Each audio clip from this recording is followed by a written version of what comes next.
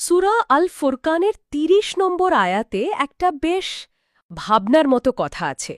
শেষ বিচারের দিনে আল্লাহর রাসূল বলছেন, হে আমার প্রভু, আমার এই উম্মত তো কোরআনকে একদমই পরিত্যক্ত করে ফেলেছিল। এই পরিত্যক্ত ব্যাপারটা বেশ গভীর, তাই না? আর এটাই কিন্তু আমাদের আজকের আলোচনার একেবারে কেন্দ্রে। সত্যি।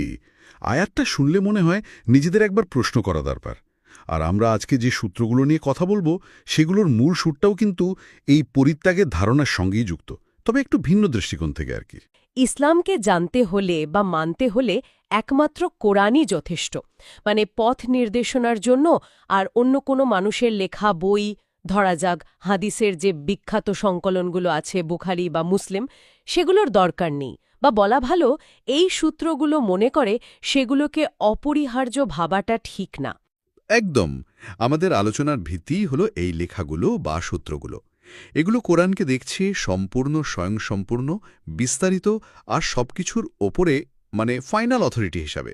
তারা কোরআনেরই বিভিন্ন আয়াত তুলে ধরে এটা প্রমাণ করতে চাইছে যে কোরআন নিজেই নিজের ব্যাখ্যা দেয়। এটা একটা ইউনিভার্সাল গাইডলাইন, একটা ঐশী সংবিধান। এর বাইরে অন্য কিছু দরকারই হয় না।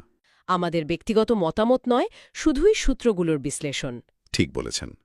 তাহলে চলুন শুরু করা যাক কোরআনের পরিপূর্ণতা আর স্বচ্ছতার দাবি নিয়ে। কারণ এটাই তো এই সূত্রগুলোর যুক্তির একেবারে গোড়ার কথা, তাই না?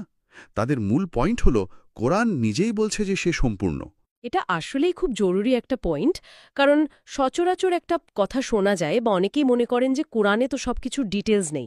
যেমন ধরুন ৫ ওয়াক্ত নামাজ আমরা কিভাবে পড়ব, তার প্রত্যেকটা স্টেপ বা রোজার খুঁটিনাটি নিয়মকানুন। অনেকেই বলেন এগুলো তো কোরআনে সেভাবে পাওয়া যায় না, এর জন্য হাদিস দেখতে হয়।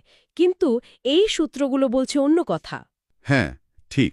এই সূত্রগুলো এই প্রচলিত ধারণার জবাবে কোরআনেরই কিছু আয়াত সামনে আনছে। যেমন সূরা আনামের ১১৪ নম্বর আয়াতে আল্লাহ বলছেন, তিনি বিস্তারিত কিতাব আল কিতাব মুফাসসালান নাজিল করেছেন। মুফাসসালান বিস্তারিত। হ্যাঁ, বিস্তারিত। আবার ওই একই সূরার সূরা আনামের ৩৮ নম্বর আয়াতে আরও স্পষ্টভাবে বলা হচ্ছে, এই কিতাবে আমি কোনো কিছুই বাদ দেইনি, মা ফাররাতনা ফিল কিতাবি মিন শাই।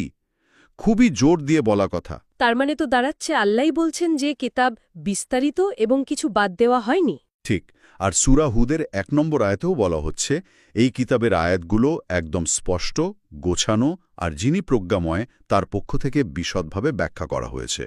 তো সূত্রগুলোর যুক্তি হল, আল্লাহ নিজেই যেখানে বলছেন কিতাব বিস্তারিত, কিছুই বাদ দেয়নি, সেখানের বাইরে অন্য উচ্ছেদ দরকার আছে।